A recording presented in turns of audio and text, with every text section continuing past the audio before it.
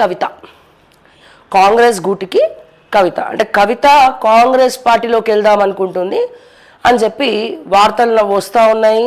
అన్ని పేపర్లలో ప్రధాన అంశాలు అవే ఉన్నాయి. ఇక్కడ ఏమైపోతుందంటే మీరు అబ్జర్వ్ చేస్తున్నారో లేదో, ఒక పక్క కాళేశ్వరం విచారణ, కేసీఆర్ హాజరు, ఇంకో పక్క కవిత కల్వకుంట్ల ఫ్యామిలీలో కుంపటి. ఈ వార్తలు అందరూ కూడా మాట్లాడుకుంటా ఉన్నారు. అంటే ఇక్కడ ఏమైపోతుంది, ప్రజా సమస్యలు ఏవైతే ఉన్నాయో ముఖ్యంగా ప్రజా సమస్యలు ఏవైతే ఉన్నాయో ఈ ప్రజా సమస్యలన్నీ కూడా గాలికి వదిలేసినారు. అంటే రైతు బంధు కావచ్చు, లేకపోతే ఇప్పుడు వర్షాలు పడుతున్నాయి, వర్షాకాలం ముందే వచ్చింది, ఎక్కడ ఫీల్డ్లో ఆఫీసర్లు లేరు, కలెక్టర్లు లేరు, ఇట్లా మాట్లాడితే కేసులు పెట్టి పడేయండి అని చెప్పి రేవంత్ రెడ్డి గారు ఆర్డర్స్ పాస్ చేసినారు.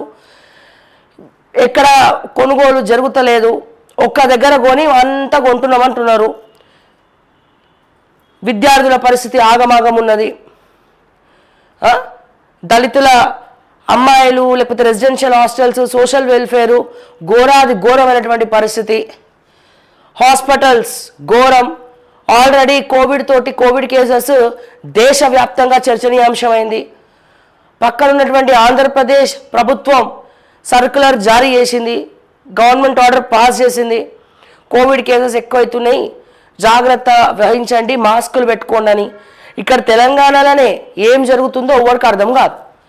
ఇవన్నీ గాలికి వదిలేసి కవిత సొంత గూటికి, కవిత కాంగ్రెస్ గూటికి, కల్వకుంట్ల ఫ్యామిలీలో కుంపటి, ఇంట్లో దుప్పటి, ఇట్లాంటి వార్తలు. అంటే ఏంటివన్నీ? Diversion topics, diversion politics.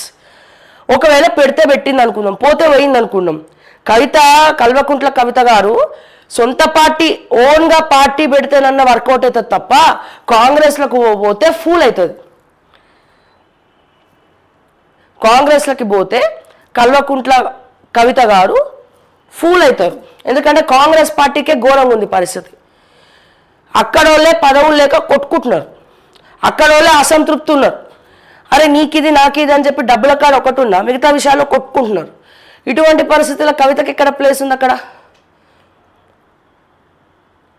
ఒకవేళ కవిత పార్టీ పెడితే కొత్త పార్టీ పెడితేనే కొద్దిగా గొప్ప వర్కౌట్ అవుతుంది తప్ప తను బీజేపీకి పోయినా కాంగ్రెస్కి పోయినా వర్కౌట్ కాదు. తను ఏదైతే నేను జైలుకి పోయి వచ్చినా నేనే ముఖ్యమంత్రిని అని చెప్పి తను అనుకుంటున్నారు కవిత గారు. డెఫినెట్గా ఎవరైనా అనుకోవచ్చు, నేను అనుకోవచ్చు, మీరు అనుకోవచ్చు, ప్రతి ఒక్కరికి కళ ఆ ముఖ్యమంత్రి పీఠం అనేది. సో డెఫినెట్గా అనుకుంటుందో ఆ కళ నెరవేర్చుకోవాలంటే ఫస్ట్ ఏం చేయాలా? సొంత పార్టీ పెట్టుకొని నిరూపితం చేసుకోవాలా, నీ సత్తా ఏందో చూపించాలా, నువ్వేందో చూపించాలా, నీ క్యాడర్ ఏందో చూపించాలా. 10-20 సీట్లన్నా ఫస్ట్ ఎలక్షన్ అయినా గెలిపించుకొని చూపించాలి. అప్పుడు వేరే పార్టీస్తో పొత్తు పెట్టుకుంటారా లేకపోతే ఏం చేస్తారో చేయాలా. వాట్ ఈజ్ కవిత అనేది అందరికీ చూపించాలి పార్టీ పెట్టి. అప్పుడు పిలిచి మరి మీరు రండి కవిత గారు అని చెప్పి రెడ్ కార్పెట్ వేసి మరి పిలుస్తారు. డైరెక్ట్గా ఇప్పుడు తన మనుగడ కాపాడుకోవాలంటే కవితకు ఒకటే ఆప్షన్. అంటే కవితక్క ఇది సలహాలాగా తీసుకుంటుందో లేకపోతే ఇంకేలాగా తీసుకుంటుందో తెలియదు, కానీ కవితక్క పార్టీ పెడితేనే అయితే బీఆర్ఎస్ పార్టీలోనే ఉండాలి. బీఆర్ఎస్ పార్టీలోనే ఉండి వాళ్ళ తండ్రి గారితో సంప్రదింపులు జరుపుకొని మరి మహిళా వింగ్ని మహిళలను 32% టికెట్లు రిజర్వేషను మహిళా పార్టీగా ముందరికి తీసుకెళ్ళడానికి పావులు కదపాలి. లేకపోతే ఇంకొన్ని వ్యవహారాలు మరి వాళ్ళ తండ్రి గారితో మాట్లాడుకుంటారో, లేదా బీఆర్ఎస్ పార్టీ నాకు వద్దు, ఇక్కడ ఎప్పటికైనా నాకు డేంజరే, నన్ను ఎల్లగొడదామని చూస్తున్నారు, ఆడవాళ్ళకి ఇక్కడ స్థానం లేదు అని చెప్పి కవిత గారు ఫీల్ అయితే కనుక సొంత పార్టీ పెట్టాలి. ఐదర్ బీఆర్ఎస్ లేదా కొత్త పార్టీ.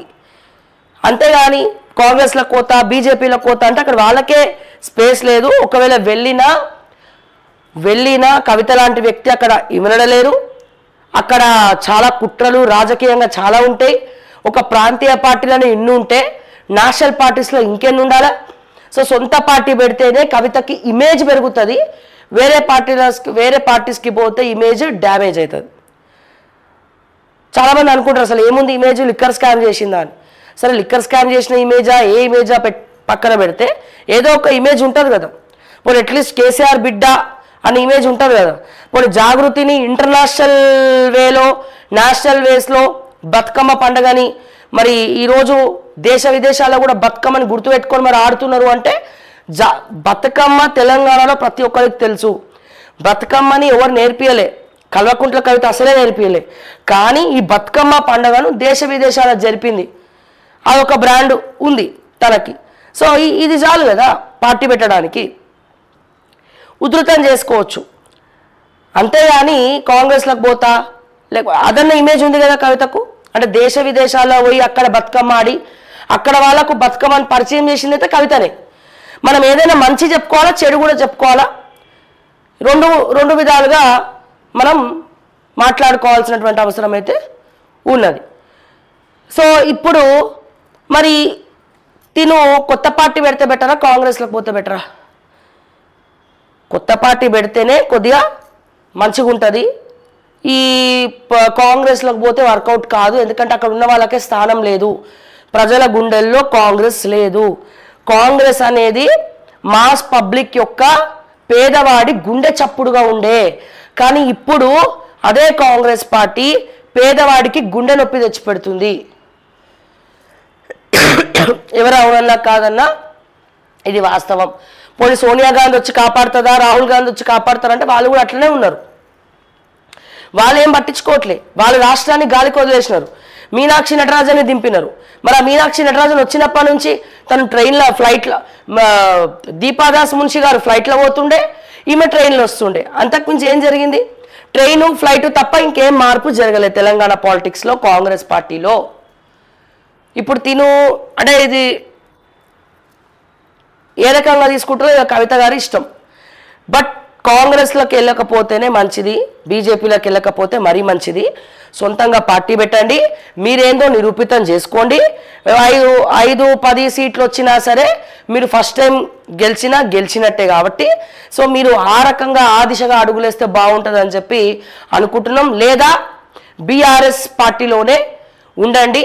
ఫస్ట్ ముఖ్యంగా నేను ఒక ప్రశ్న అడుగుతున్నా, గతంలో బీఆర్ఎస్లో మహిళలు అవమానపడినప్పుడు మరి కవితక్క ఎప్పుడు కూడా మాట్లాడలేదు, కవిత గారు ఎప్పుడు కూడా కౌంటర్ ఇయ్యలేదు, ఒక మహిళా నేతగా మహిళలను పోయి ఓదార్చలేదు. చాలామంది పార్టీ నుండి ఏడ్చుకుంటూ వెళ్ళిపోతే వాళ్ళని ఓదార్చి మరి అప్పుడు తండ్రి గారికి లెటర్ రాయలేదు, ఇప్పుడు తలదాకా వచ్చేసరికి లెటర్ రాస్తుంది, బయటపడుతుంది, మళ్ళీ అసంతృప్తిగా ఫీల్ అవుతుంది. ఈ ప్రశ్న ప్రతి ఒక్కరు మదిలో ఉన్నటువంటి ప్రశ్న.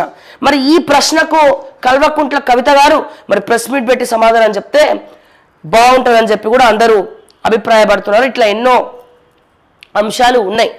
జూన్ 2వ తారీఖు తెలంగాణ ఆవిర్భావ దినోత్సవం చేసుకునేటువంటి రోజు, మన రాష్ట్రం ఏర్పడినటువంటి రోజు.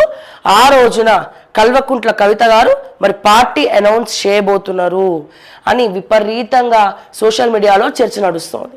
నిన్న కేసీఆర్ గారి ఫామ్ హౌస్లో హరీష్ రావు సుదీర్ఘ చర్చలు జరిపింది. దీని మీద 4 గంటల సుదీర్ఘ చర్చ. చాలామంది ఫామ్ హౌస్లోనే ఉండే నిన్న. సో చర్చలో ఒకటేమో కాళేశ్వరం విచారణకు ఏం సమాధానం చెప్పాలి, వాళ్ళు ఏ ప్రశ్నలు అడుగుతారు, ఏం సమాధానం చెప్పాలి అనే దానిపైన చర్చ. ఇంకోటేమో కవితను ఎట్లా బుజ్జగించాలి, కవిత పార్టీ పెట్టకుండా ఏం చేయాలి, ఈ డిస్కషన్స్ నడిచినాయి. కానీ ఇంకొంతమంది ఏమంటున్నారు, కవితతో పార్టీ పెట్టించేదే కేసీఆర్, ఇదంతా డ్రామా, ఆయన ఫామ్ హౌస్లో కూర్చొని ఆయన బుర్రకి పదును పెట్టి ఇదంతా కూడా ప్లాన్ చేస్తున్నాడు అని చెప్తున్నారు. కానీ ఒకవేళ అదే వాస్తవం అయితే ఇక్కడ కవిత పార్టీ పెడితే ఓట్లు చీలు ఎవరికి ప్లస్ అవుతుంది? కాంగ్రెస్కి ప్లస్ అవుతుందా అనుకుంటే కాంగ్రెస్కి మినిమం ఓట్లు రావు. మీరు రాసి పెట్టుకోండి వచ్చేసారి. ఎందుకు రావు అంటే నేను స్పెసిఫికల్గా నేను చెప్పక్కర్లేదు, రావచ్చేమో, ఏదైనా మిరాకిల్ జరిగితే రావచ్చేమో. కానీ ఇక్కడ ఎవరికి ప్లస్ అవుతుందంటే అయితే గిట్లా బీజేపీకి ప్లస్ అవ్వచ్చు. అది కూడా బీజేపీ పార్టీ అనౌన్స్ చేసే